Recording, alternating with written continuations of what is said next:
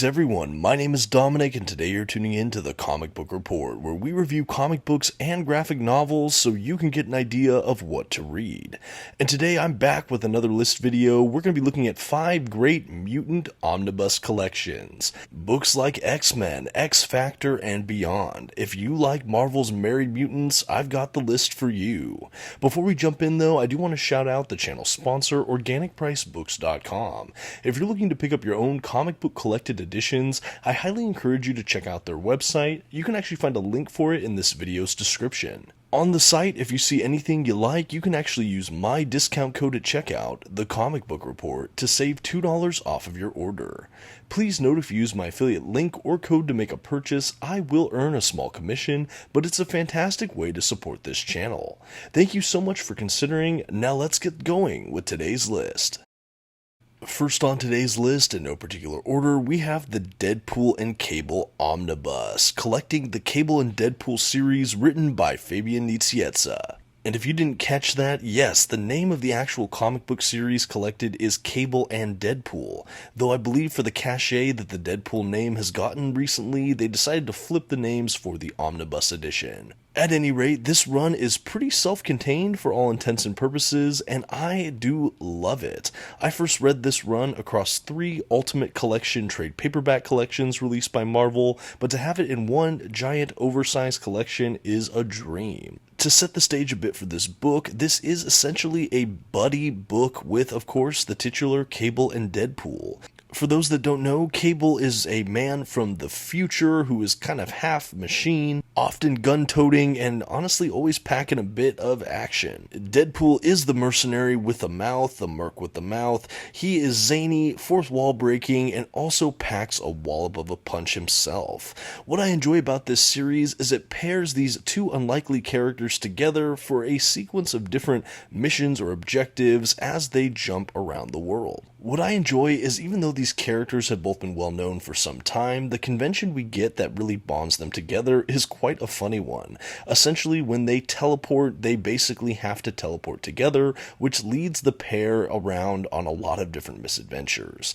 One aspect I enjoy about this collection as well, while I am always a fan of Deadpool, I think that Nicieza really grounds the character here. We not only have a lot of zany, funny moments and a lot of action-packed moments, which are kind of the earmarks of most Deadpool runs, we also have a lot of sincerity and heart and character depth with the character of Deadpool that I really feel like was earned in this volume. There's honestly a couple points in this book that are basically tearjerkers.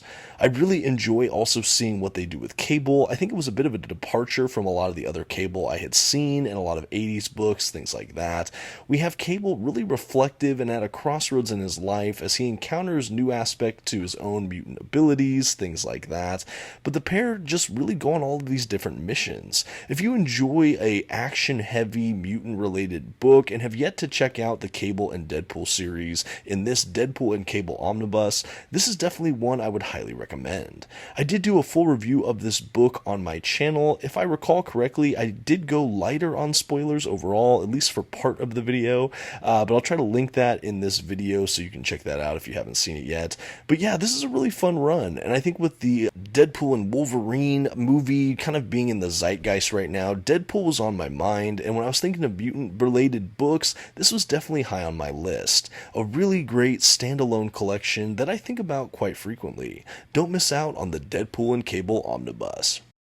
Next on this list is frankly a run I'm still making my way through, but I've read enough to know it's spectacular. That's right, we're looking at the X-Factor run by Peter David. This is the early 2000s era, the X-Factor Investigations era, for those that have maybe approached it. This is a bit different than his 90s run, also on X-Factor, which is also a very fun book that I believe is a bit underrated. At any rate, this is X-Factor Omnibus Volume 2 from Peter David, but this is honestly a really good starting point for new readers if you don't want to go back and read the 90s material. Yes, this book retains a lot of the same team that he wrote in the 90s, but it also has acquired some new members and it is very accessible to new readers.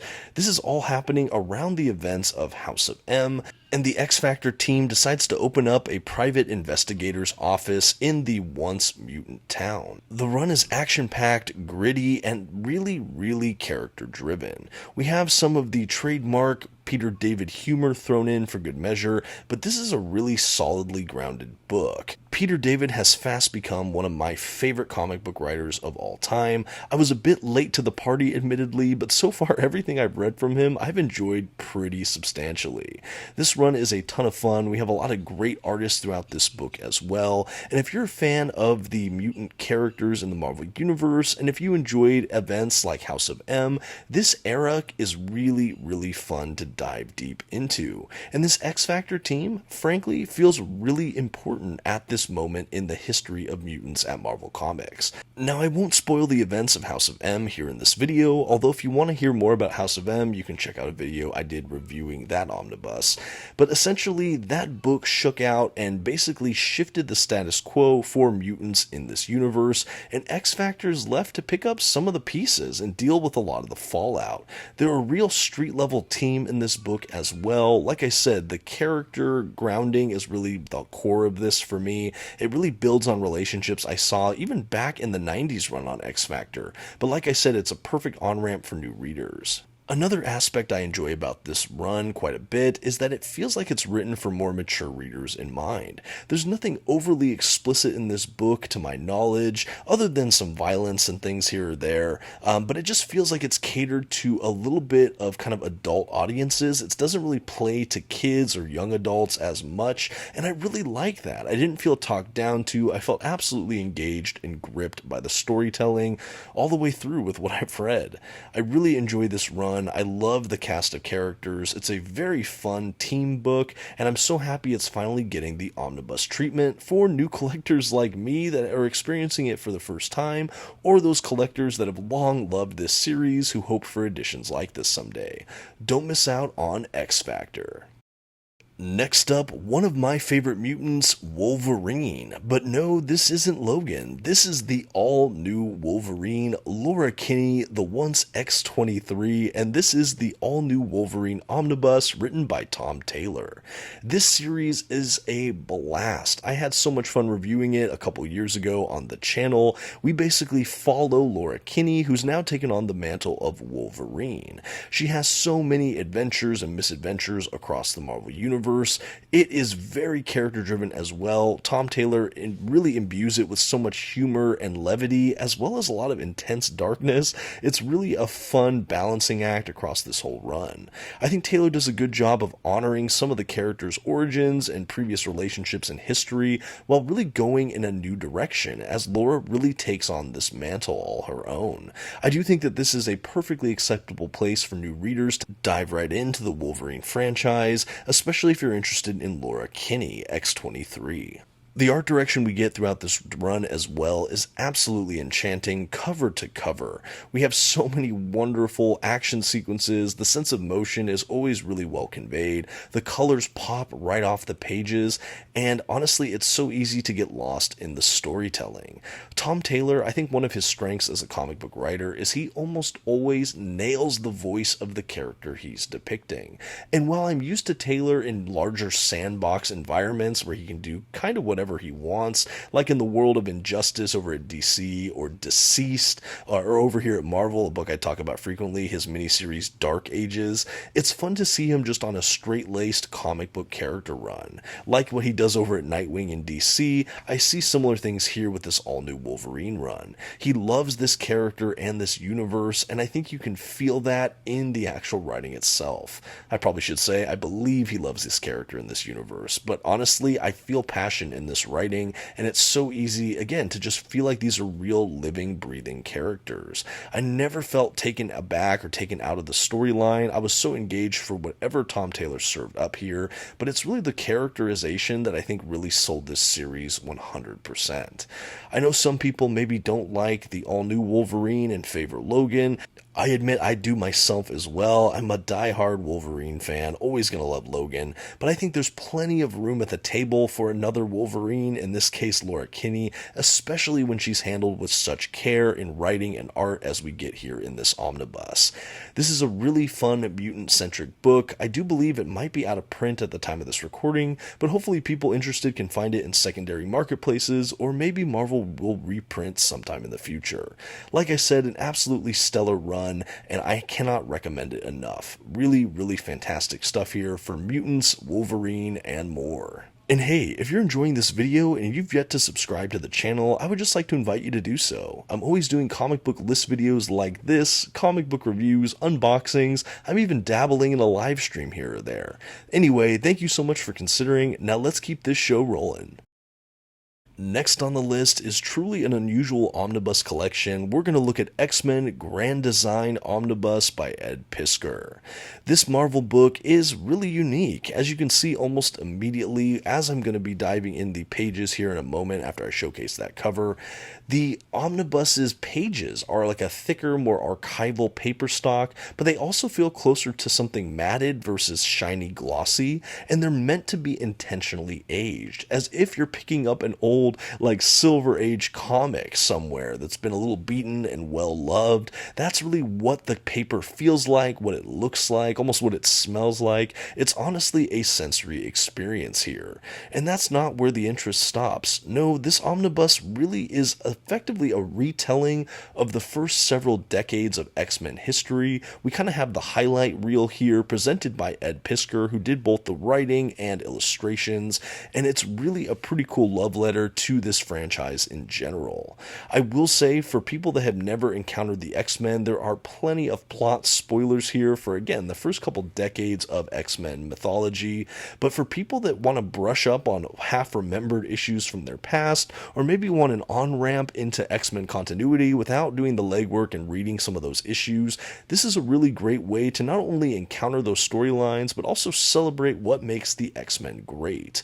Broken into just a couple handful of issues across this book, we trace through all the history of the X-Men to a certain point, but what I love about it as well is that there's an interesting frame narrative with the Watcher that makes you also feel like they're doing a little bit more than just rehashing old stories. I think honestly the flow of the storyline, even as we jump from story to story to story, is pretty seamless and masterfully done. It's so clear that Piskor had a passion for this property. What I love as well is we also have the kind of aged up paper look to a couple really important X-Men issues throughout those couple decades in comics, and those are included after X-Men Grand Design within this omnibus. And then honestly, the back half of this omnibus is just kind of the outlined, scripted kind of pages for this whole book. So this book is really about half the length you would expect it to be, because the back half is all script. And like I said, with the paper stock being a little bit different, this is just a really dynamic and interesting collection to have on your bookcase. I know we did lose Piskor this past year, but really his work lives on with books like this. This was the first Ed Piskor book I had ever read, and honestly it is a really memorable entry in the history of X-Men comics. I would be curious in the comments below, who here has read X-Men Grand Design? If you have, let me know in the comments. Did you enjoy it? I found it to be a really fascinating work, and I think it's a cool abridged version of a lot of real key X-Men milestones. And last but certainly not least, another X-Men title. This is the New X-Men by Grant Morrison Omnibus. This copy is the newest reprint that just came out, I believe, last year, and this is a fun ride.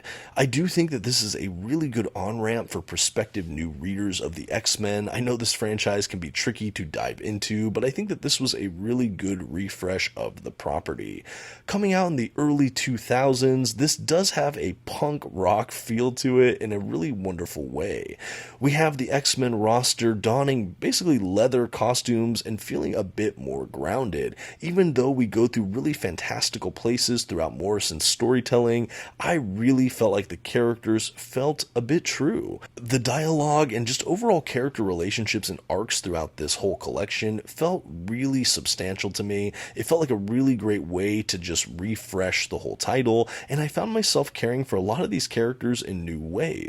I felt myself playing with a lot of the standard X-Men conventions from new perspectives, and I really can't underscore how important Morrison is for just really bringing something amazing with this run. I love this book as well. I know we onboard the mutant character Emma Frost to the X-Men roster in this run. I think that that is one of the more notable contributions that Morrison brought to the X-Men. And honestly, I love the artwork throughout it as well. We have some artwork from Frank Quitely, who I personally love, as as well as other artists.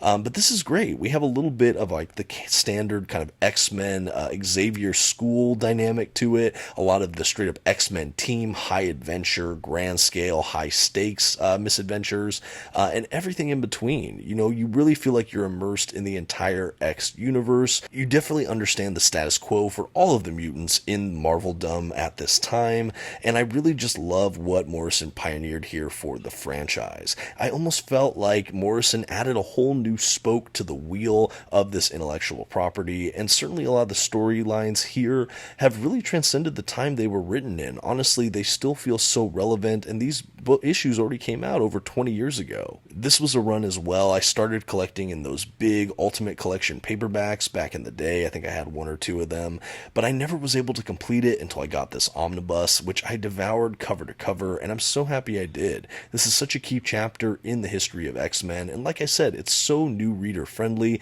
and that's something I greatly appreciate. This also leads in quite well to the Astonishing X-Men run by Joss Whedon and John Cassaday, which is another fan favorite run from me at least.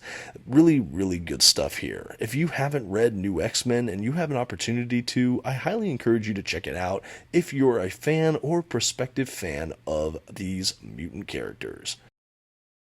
Okay, and that's going to do it today for 5 Great Mutant Omnibus Collections from Marvel Comics. There are so many other great X-Men omnibuses out there. I did deliberately try to avoid some of the main Chris Claremont omnibus run from X-Men, just because I feel like so much content talks about that run, which is celebrated for a good reason. I'm a personal huge fan of Chris Claremont's X-Men, but I thought I'd go off the beaten path a bit and recommend some other great mutant books from Marvel Comics. I hope you enjoyed this list, and I'd love to see your recommendations. What are some other great omnibus editions that have the adventures and misadventures of some of these great Marvel characters? Honestly, at the time of this recording, I'm actually currently reading the Uncanny X-Force run by Rick Remender. Easily could have thrown that on this list as well, but I did film a bit before the voiceover here, so here we are. Anyway, please go ahead and send those recommendations, and thank you so much for sticking around this long, and until next time, this has been the Comic Book Report. Please don't forget to leave your like, comment,